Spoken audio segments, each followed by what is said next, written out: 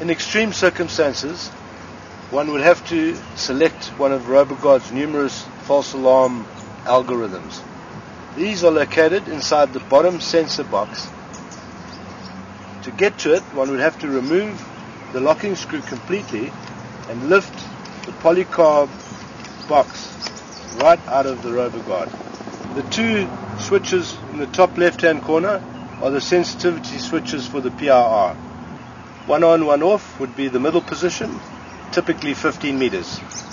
Both on, the least sensitive position, typically 10 meters, and both off, the most sensitive position, 20 meters. Switch 1 is your transmit manager switch. It should always be in the on position. Switches 2, 3, 4, and 5 are all different types of false alarm algorithms. Switch number 1 is my instant delayed switch. Okay? In the on position, like it is now, the Roboguard is an instant. In other words, every time it gets a valid detection, it will transmit. Switch on off is the delayed mode, which is great for high traffic areas as it cuts down the annoyance of unwanted signals.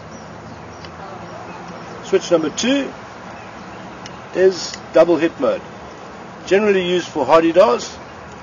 What this means is effectively is that the top sensor and the bottom sensor have got to detect twice before the Roboguard will send. Switch 2 and 3 on is what we call a V pattern. Great for large birds. It means effectively that the top sensor has got to see, then the bottom, then the top. Or if the bird's taking off, the bottom sensor, the top sensor, and the bottom sensor once more. Switch number 3 in the on position is what we call hardidar mode. Great for large birds. We need 2 hits from the one sensor and 3 hits from the other sensor. Not highly recommended because there is an outside chance you could miss the intruder. Switch number 4, basically we call this skinny window. There's a time constant between the detection from the one sensor to the other. In skinny window, this time constant is halved. In other words, it minimizes the chance of false alarm or false triggering. Great for washing lines in small areas.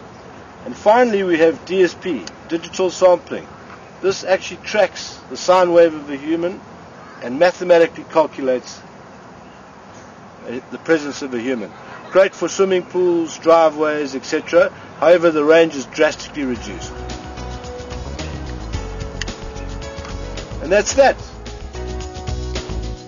Sometimes it is better to relocate the entire Roboguard.